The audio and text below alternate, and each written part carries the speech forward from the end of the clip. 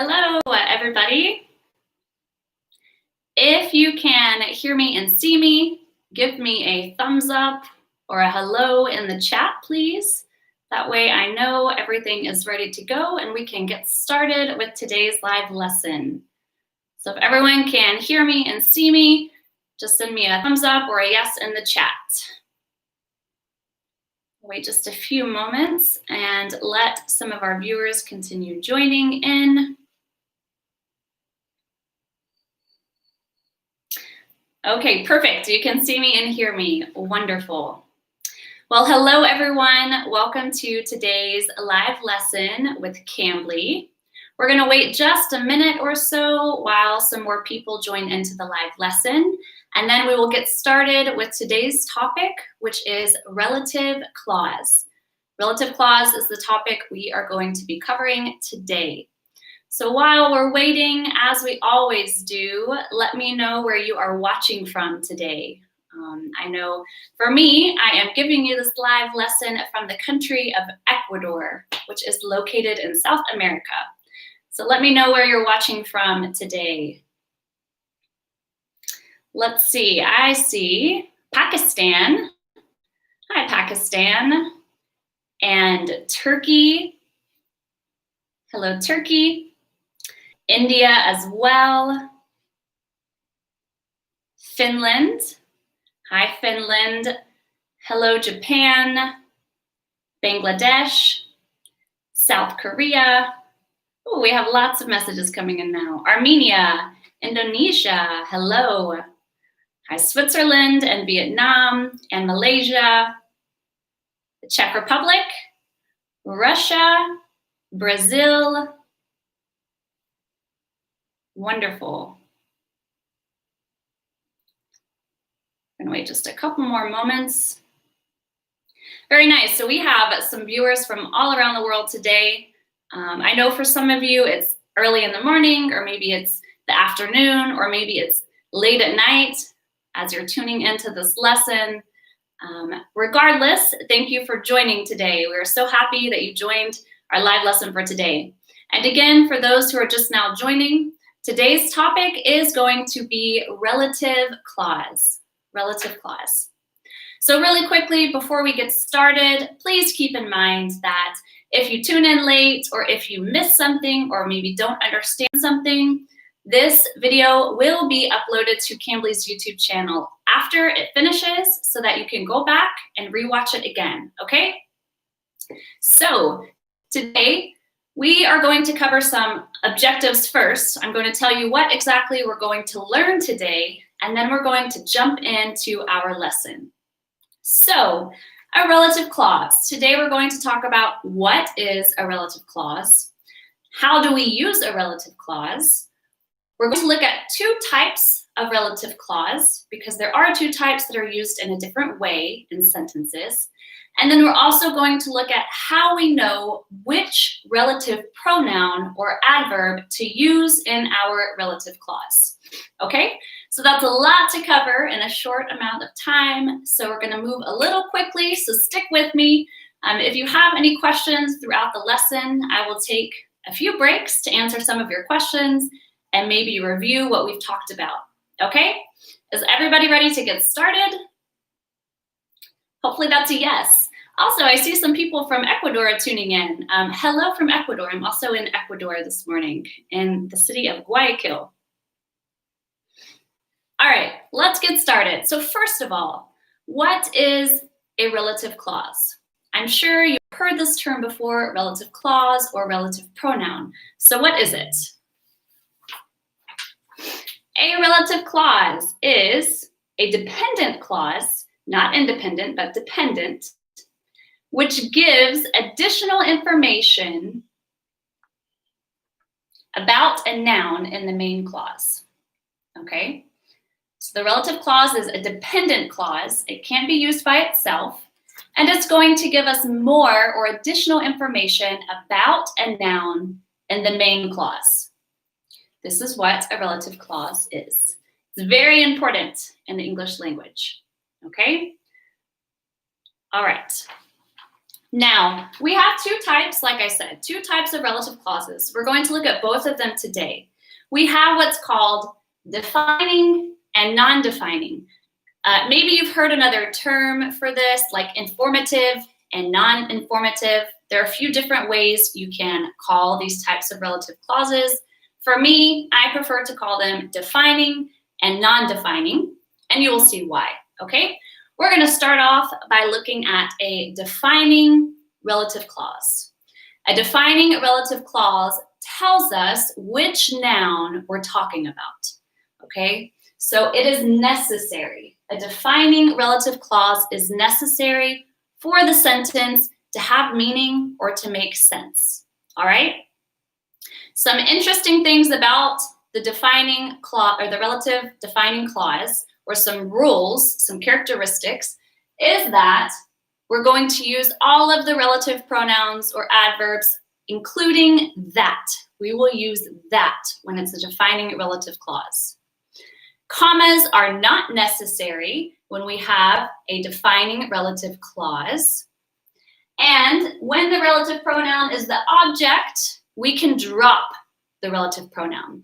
I know all of this maybe doesn't make sense yet, but once we start going through some examples, you're going to see each of these characteristics and how they're used in our defining relative clause, okay? So let's start taking a look at some examples. So the first example I'm going to show you, we have two sentences. What we're going to do is look at the two sentences. We're going to change the second sentence into a relative clause and add it to the first sentence, okay? So here are our two sentences. The boy looks tired. The boy is carrying a heavy backpack. These two sentences, they make sense on their own, but they're kind of boring, right? We want to spice them up. We don't just want to keep these two sentences by themselves. They're kind of plain. So what we're going to do is we're going to change the second sentence into a relative clause so that we can add it to our first sentence. My dog is saying hello to all of my viewers. All right, so how do we make the second sentence a relative clause? First of all, what we want to do is identify our noun, because a relative clause defines the noun, or it adds additional information to the noun. So what is our noun in the sentence? The boy looks tired. What's the noun? Most of the time in the examples we're going to look at today, the noun is going to be in both sentences the same. It will be repeated. What is our noun? The boy. Very good. So the boy is our noun, and you see the boy is also the repeated noun in both sentences. Perfect. So the next step, sorry about my dog. I think he wants to participate in the class. So the next step is after we identify the noun, which is the boy, okay? Now what do? We want to change this to a relative clause. So we know the boy is the repeated noun. Now we need to identify what we're going to replace this with. We need to figure out what the boy is. We're going to do that by referring to the chart I have over here, okay? So, is the boy a person, a thing, a place, or time? We know that the boy is a person, right? So this means we're going to replace the boy. Next, we need to identify if the boy, we know he's a person, is he the subject or the object of this sentence? The subject or the object of this sentence? The boy is the subject, so that means he's a person, it's the subject. We're going to use the relative pronoun who or that, either one, who or that. So we're going to replace the boy with who or that. Now our relative clause is going to be who is carrying a heavy backpack, or that is carrying a heavy backpack. That's That's our relative clause, okay? Now we want to take our relative clause and add it, because it's additional information, to our first sentence. An important thing about relative clause is that it's always going to come immediately after the noun in which it's adding additional information to in the sentence. It will always be right after that noun. So what's our noun? The boy. So immediately after the boy, we need to insert our relative clause. The boy who is carrying a heavy backpack looks tired. Or the boy that is carrying a heavy backpack looks tired. Okay? Either one of these is correct. Who or that. So this is how we create a relative clause and how we insert it into the sentence. We are going to look at some more examples, but first I want to take a look at the characteristics of this defining relative clause. So what makes this a defining relative clause? First of all, it's telling us which noun we're talking about. So our noun is the boy. What boy? We have to define what boy. Which boy are we talking about? The boy who is carrying a heavy backpack. Also, in this defining relative clause, we don't need a comma. A comma is not necessary. So you see there's no commas in this sentence. Okay, we're going to move on to another example. Let's take a look at another example. I'm going to give you another 2 sentences. I saw the dog. The dog is always wandering around my house.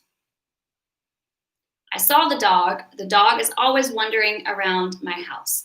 So this is a defining relative clause. I saw the dog is our noun. What dog? What dog did I see? We need to give additional information to define the noun, to define what dog I saw. The dog is always wandering around my house. What's the repeated noun? The dog. So the first thing we need to do after identifying the noun, is it a person, a thing, a place, or time? In this case, the dog is a thing. If you're referring to your pet by a name, you can use who as in a person, but just a random animal, we're going to use a thing, not a person, okay? So is the dog the subject or the object of my sentence? It is the subject, right? So it's a thing, it's the subject. That means we can use which or that. We're going to replace the dog with which or that. So now our relative clause is either that is always wandering around my house, or which is always wandering around my house. This is our relative clause. Now we want to add our relative clause to our first sentence. Where does that relative clause go? It must go immediately after the noun. Remember, the noun is the dog. So your new sentence is now, I saw the dog that is always wandering around my house. Or, I saw the dog which is always wandering around my house. This is how you put your relative clause into the sentence. Okay? Now I want to touch on this characteristic that says when the relative pronoun is the object, we can drop it out of the sentence. We don't need it. This is only when we're using a defining relative clause that we can drop the relative pronoun out of the sentence, okay? Let's look at an example of this because it sounds a little confusing in writing.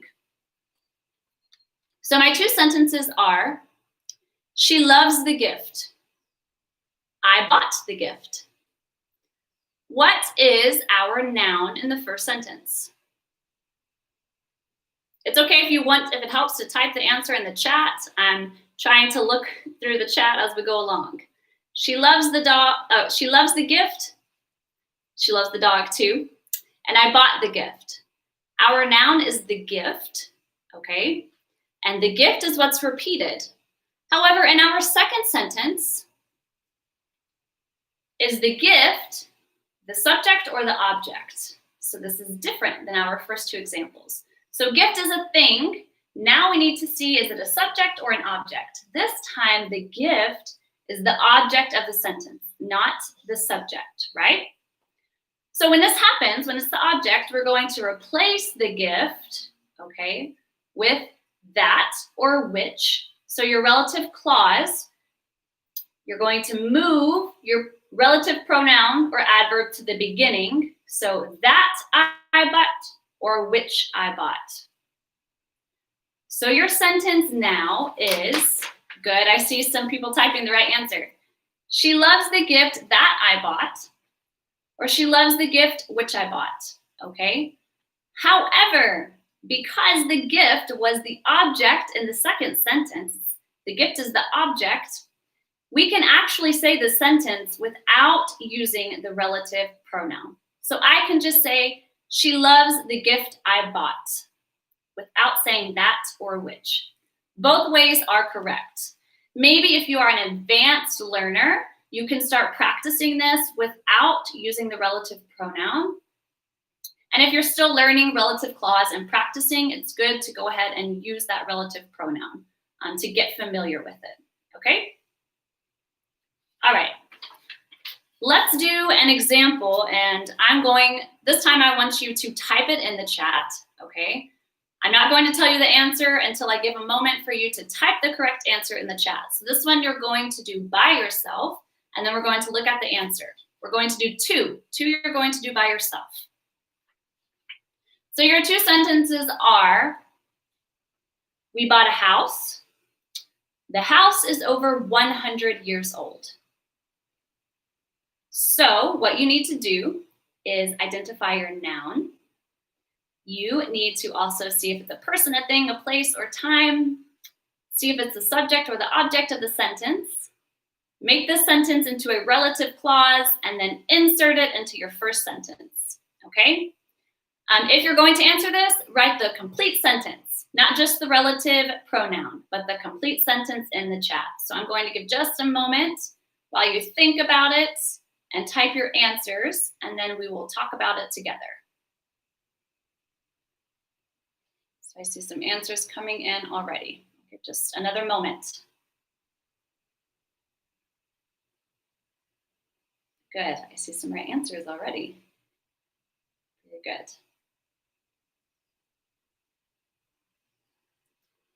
Perfect, okay. So our correct sentence, as I see in the chat, we bought a house that is over 100 years old. Or you could say, which is over 100 years old, which or that. So how did we get there? How did we get that answer? First of all, we identified our noun, a house. We bought a house. Remember the defining relative clause, we need to define the noun. We bought a house, what house? What's special about the house? We don't know anything about it. The house is the subject and it's a thing, which means we use that or which. That is over 100 years old, or which is over 100 years old, okay? And your relative clause needs to go directly after the noun. Here is your noun, a house. So all of you most of you got the correct answer. We bought a house that is over 100 years old, or we bought a house which is over 100 years old. Very good. Let's do one more example with the defining relative clause, and then we're going to take a look at non-defining relative clause so that we can see what is the difference between these two and how do I know which is which, okay? One more example. So your two sentences are, the police arrested a man and Jill worked with the man. Find your noun, identify if it's a person, a thing, a place, or time. Tell me if it's the subject or the object, and then convert it into a relative clause and place it in the correct place in your sentence, in your first sentence. So give everyone just a moment. Type the full sentence, your full answer in the chat for me once you solve it.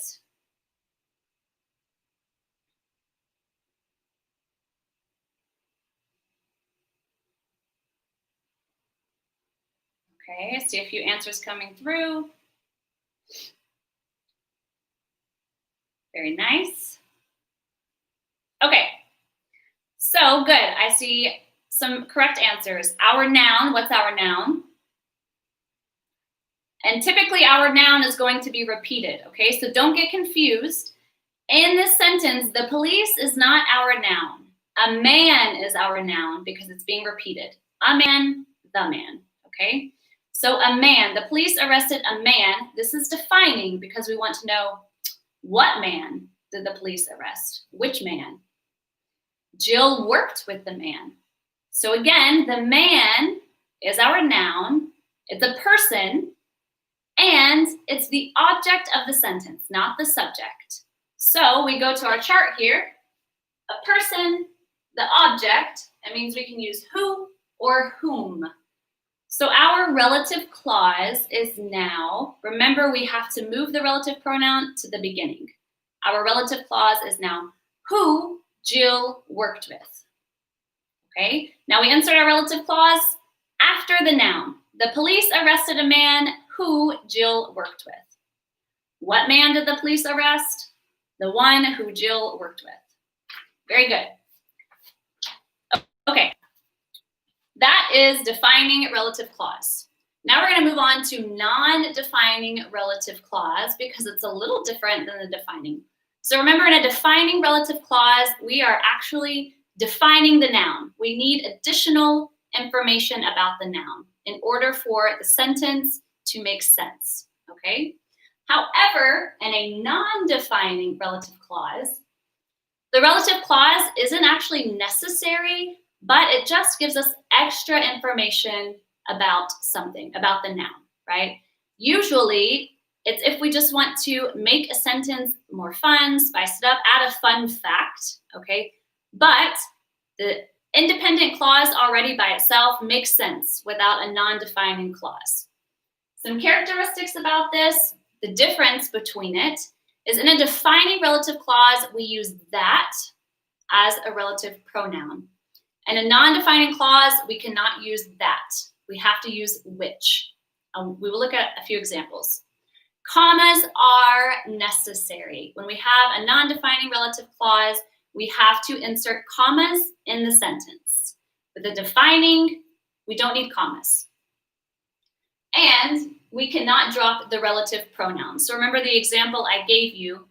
She loved the gift that I bought. We can drop that. She loved the gift I bought. In a non-defining relative clause, we can't drop this relative pronoun. We must use the relative pronoun in the sentence, okay? So let's take a look at some examples so that you can see the difference.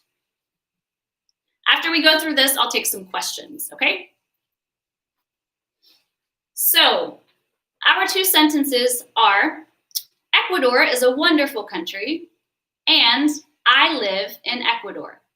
So our independent clause, Ecuador is a wonderful country, this alone makes sense. We don't need to define the noun, right? Ecuador is already defined. What is Ecuador? It's a wonderful country. However, I want to add some more information to this noun, right? So our noun is Ecuador. What is Ecuador? Is Ecuador a person, a thing, place, time? Ecuador is a place. So we're going to change this the same way we did in the defining relative clause. Ecuador is a place, and it's the object. Okay, so our relative clause is now where I live. Where I live. So we need to place our new relative clause into the sentence. Remember, it has to come after the noun. So Ecuador is our noun. So our new sentence is going to be Ecuador, where I live, is a wonderful country. Remember, commas are necessary when it's a non-defining relative clause. We have to use commas in the sentence. Ecuador, where I live, is a wonderful country. Okay? Let's look at one more example, and then I'm going to let you do two examples by yourself. Messi is an Argentinian soccer player, or football. In some countries, we call it football. In the US, we call it soccer. I love Messi a lot. So your independent clause, Messi is an Argentinian soccer player. This sentence alone, it's non-defining, right? It has all the information it needs. However, I just want to add some more information to this sentence. So what is our noun? Messi, right? You see it in both. Messi is our noun. Is Messi a person, a thing, a place, or time? He's a person, a very famous person. And in this sentence, is Messi our subject or our object? I love Messi a lot. Is that our subject or our object? It's the object of the sentence, right? So we have person, object, which means our relative pronoun is going to be who or whom. Who or whom. So now our relative clause is who I love a lot, or whom I love a lot. Now we need to insert it into our sentence after our noun. Remember, our noun is Messi. So your correct sentence with the relative clause is Messi, whom I love a lot, is an Argentinian soccer player. Please ignore my writing right here. This says Argentinian. Messi, whom I love a lot, is an Argentinian soccer player. Commas are necessary in this. So, whom I love a lot is just adding some extra information to the noun of our sentence. Okay? Let's practice this. I'm going to give you two examples, and I want you to do the same exact thing that we did with the defining relative clause. You are going to, first of all, create your relative clause and then insert it into the sentence, okay? So, your two sentences are, in 2018, I adopted my dog. And I was living in South America in 2018. So what's being repeated? Identify that. What is it? A person, a thing, a place, or time. Create your relative clause. And then insert your relative clause into the first sentence after the noun it's describing. So I'll give everyone just a minute to type your answers in the chat. I don't see any quite yet, so I'm going to wait just a moment. The full sentence, make sure you write the full sentence. Okay, see a few answers coming through. Wait just one more moment.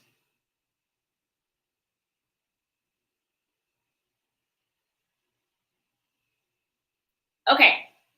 So let's go over it. So in 2018, I adopted my dog.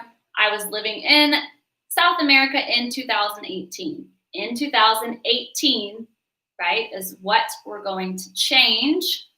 This is a time, so we haven't done a time yet. So a time, we're going to use a relative adverb. Okay, our relative adverb is when. There's no other word we use here, just when, okay? So our relative clause is when I was living in South America. When I was living in South America. Now we need to insert it into our first sentence. So it needs to come directly after the noun. So after 2018. So I saw someone got this a little backwards. It's okay. It still makes sense if you change it up. But the correct answer is in 2018, when I was living in South America, that's my relative clause, I adopted my dog. Someone said in 2018, when I adopted my dog, I was living in South America. This still makes sense, but it's not the correct answer to this relative clause. So in 2018, when I was living in South America, I adopted my dog, okay? Let's do one more example, and then I'm going to take some questions, and then we're going to review everything again with some practice. So everyone get your keyboards ready because I'm going to need you typing the answers in the chat. So one more example of non-defining relative clause. This isn't an English word, so don't be scared if you've never seen this word. Encebollado is my favorite Ecuadorian dish. Encebollado, it's a Spanish dish or Ecuadorian dish. I'm not sure it exists in any other Spanish-speaking country, but in Ecuador, it's very famous. So encebollado is my favorite Ecuadorian dish. What is it? Encebollado is a fish and onion soup.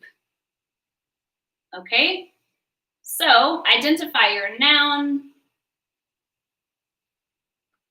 Is it the subject or the object? And what relative pronoun are you going to replace it with? And then type the full new sentence with your relative clause in the chat.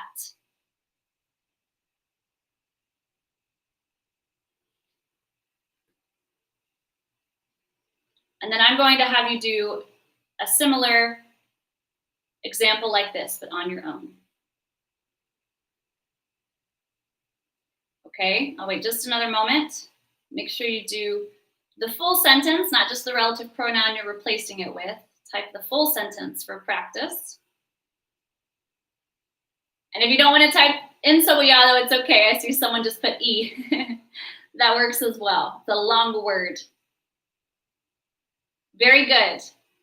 Okay, so our noun is encebollado, right? Encebollado. It is a thing, and it is the subject of this sentence, okay, which means we can use which or that. So that makes our relative clause, which is a fish and onion soup, or that is a fish or onion soup. Now we need to insert it into our sentence, so our noun it needs to come after is encebollado. So very good, I see lots of correct answers. So now your correct answer is encebollado, which is a fish and onion soup, or that is a fish and onion soup, is my favorite Ecuadorian dish. Remember, we have to have commas because it's a non-defining relative clause. Okay?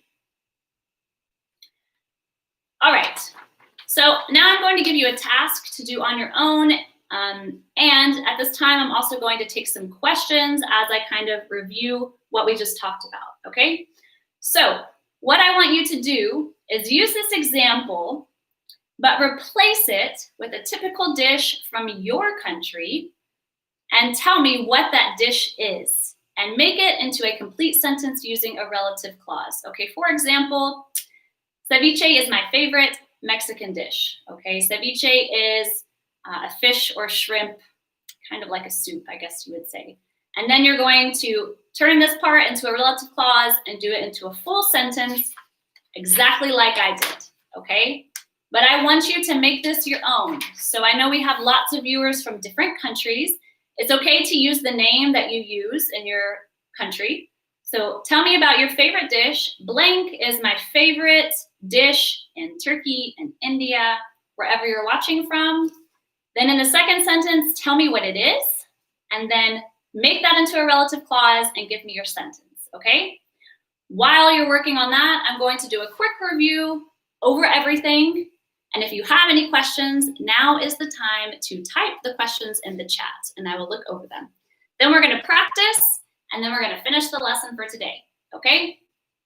All right, so again, a relative clause. A relative clause is a dependent clause that we use to give more information about the noun. That's what a relative clause is.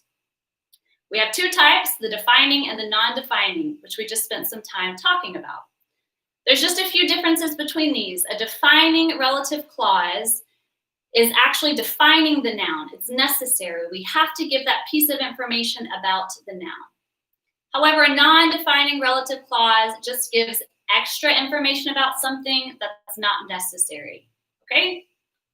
In a defining relative clause, we don't need to use commas in the sentence, but in a non-defining relative clause, we have to include commas in our sentence when we're writing. Of course, when you're speaking, we don't think about commas, but commas, we can take a pause when we're saying the sentence. In a defining relative clause, we're going to use the relative pronoun that, which is why it's starred over here, but that cannot be used in a non-defining relative clause. And lastly, in a defining relative clause, we can actually drop the relative pronoun if it's the the object of the sentence, not the subject, but the object of the sentence, we don't even have to say the relative pronoun when we're speaking. We can't do that with a non-defining relative clause, okay? Now, this is our chart. I'm gonna just talk through this because I know some people listen to the lesson without seeing it. So I'm going to explain this as well really quickly, then I'll answer some questions. So when we're creating our relative clause, we have to replace the noun with a pronoun. So how do we know what pronoun or adverb to use, okay? First, we need to identify if it's a person, a thing, a place, or time, or possessive. We're gonna talk about that quickly in just a moment. So if it's a person and it's the subject of the sentence, we can use who or that if it's defining. If it's a person and it's the object of a sentence, we can use the relative pronoun who or whom. If our noun is a thing and it's a subject, then we can use which or that. If it's a defining relative clause, we can use that. If it's a thing and it's the object of the sentence, then we can use which or that again. Only use that if it's defining relative clause. If it's a place, we're going to use the relative pronoun where. If it's a time, we're going to use the relative adverb when. And if it's something that's possessive, which we're going to look at in just a moment very briefly, such as his, her, your, Molly's dog, okay, we're going to use whose. We're not going to spend too much time on that because I know we're almost out of time. So I'm going to read some of your great examples that you gave. If I mispronounce the dish, I'm really sorry. I only speak 2 languages. So let's see what we have, and I'm going to look for some questions as well as we go through, okay? All right. Let's see what we have. Okay. Again, I don't know how to pronounce this. Bouillabaisse, I know that's wrong, which is a fish soup, is my favorite French dish. Very good. Kashway, which is a Sri Lankan curry, is my favorite dish. Perfect. Kimchi, which is made of cabbage, is very spicy. I love kimchi. It's very good. Biryani, which is a piece of chicken, is my favorite Pakistani dish. I think I would like to try a lot of these foods. There are a lot of foods I need to try. Sushi, which is a raw fish on rice, is my favorite Japanese dish. I also love sushi. Sushi is delicious. Great, you guys have some great examples and some very delicious food in your countries. I haven't seen any questions. If you have any questions or you are confused about anything, you can type that question in the chat. For now, I don't see any questions, so we're gonna go into some practice, and then if I see a question as I go along, I'll answer it, and then we're gonna end for today, okay? So let's just do some practice, a quiz. The first thing I'm going to do is show you a sentence, and you're going to decide which relative pronoun belongs, and then you're going to tell me if the relative clause is defining or non-defining, okay? So we're gonna test your knowledge from today's lesson. So that's the stadium blank Real Madrid plays. Real Madrid is a soccer team or football team. So what relative pronoun belongs in this sentence? That's the stadium blank Real Madrid plays. I'll let you type this in the chat. Good, I think this one's easy for most of the viewers. Maybe for some, this is some good review or practice. Very good. The relative adverb we're going to use is where, right? The stadium is a place. That's the stadium where Real Madrid plays. Where is the correct answer. Now tell me, is this sentence a defining relative clause or a non-defining relative clause? So if we break the sentence apart, like the examples I gave you in the beginning, it would say, that's the stadium. And then the stadium, well, let's see, Real Madrid plays in the stadium. So that's the stadium and Real Madrid plays in the stadium. So is this defining or non-defining? Do we need this relative clause to define our noun?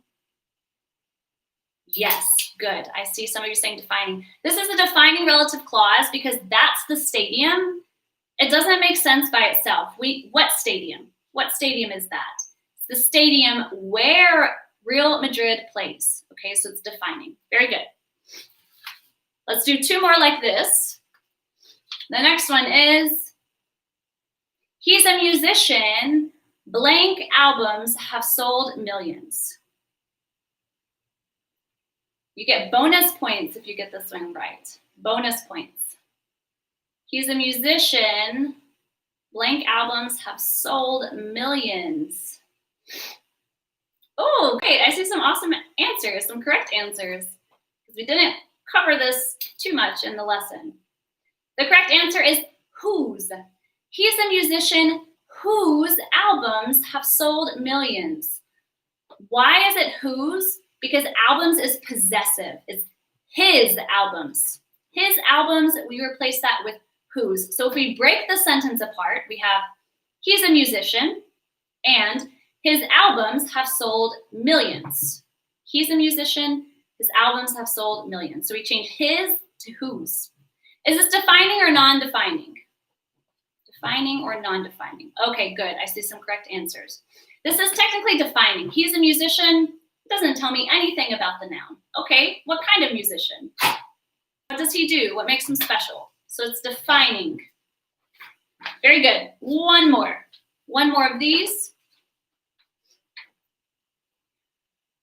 Christmas is the holiday, blank, I am happiest. Christmas is the holiday, blank, I am happiest. What is the correct answer here? And you can also tell me, is this defining or non-defining? Very good. This one was easy. When, right? Why is it when? Because Christmas, of course, is a time of year. So we're going to use the relative adverb when. This is defining as well. Because if we just say Christmas is a holiday or Christmas is the holiday, it doesn't make sense by itself. Okay, what holiday? What about it? Christmas is the holiday. We have to define that. Christmas is the holiday when I am happiest. So the correct answer is when. All right, I have one more example I'm going to give you today, and then we're going to finish, okay? One more. Ecuador is located in South America. The people of Ecuador are so friendly. So type the correct answer in the chat.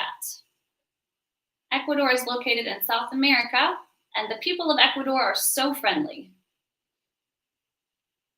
I'll give you just a moment. I'm just going to check and see if there are other questions before I give you the answer to this.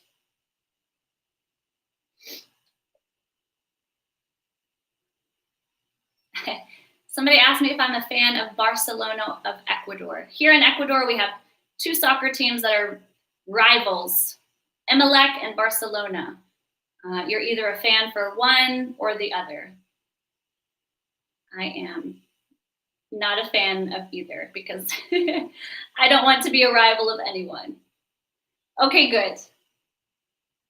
All right, so Ecuador is located in South America. The people of Ecuador are so friendly. This one is tricky. I did this one on purpose and saved it last because there are two right answers.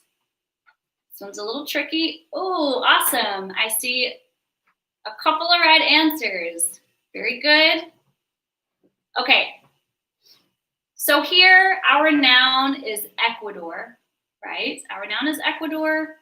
Ecuador is a place, so we can use the relative pronoun where, but there's something else we can use as well. Hint, hint. Does anyone know what else we can use instead of where? What else can we use instead of where? I see someone changed the sentence around, but it's still correct. Way to get creative. Okay, so we can say Ecuador, where people are so friendly, is located in South America, okay? Or Ecuador, whose, right? Because the people of Ecuador belong to Ecuador. It's possessive. So Ecuador, whose people are so friendly, is located in South America. So where or whose are the two correct answers. All right, very good. So this concludes our lesson for today over relative clause, defining and non-defining, how we identify which relative pronoun or adverb to use in our relative clause, and how to put it in a sentence, okay? Relative clauses are very important in the English language, especially when maybe you are writing a paper. It helps you write more complex sentences, as well as speaking, okay? Once you are trying to improve your speaking skills and use more complex, long sentences, you can use relative clauses to help, all right? So really quickly, for those of you who don't know, Cambly is an English learning platform that you can use to connect with a native speaker, a native English speaker, any time of day. We have a variety of different accents you can choose from and many, many different tutors who are happy to help you improve your English skills, all right? I have a code for you today before we end. Your code is going to be relative, okay? So if you use the promo code relative, you can get up to 35% off of all annual plans. If you forget this, don't worry. Remember that this lesson is recorded and will be uploaded to Cambly's YouTube channel. So if you tuned in late, you can go back and rewatch this, or if you got lost or confused, you can also go back and rewatch this. And this code will be in the description of the video, all right? Thank you all so very much for joining our live lesson today. I'm going to go research some of the dishes that you told me about from your country and see if I can make any. They all sounded very delicious. I hope you all have a wonderful rest of your day and hope to see you next time. Bye, everyone.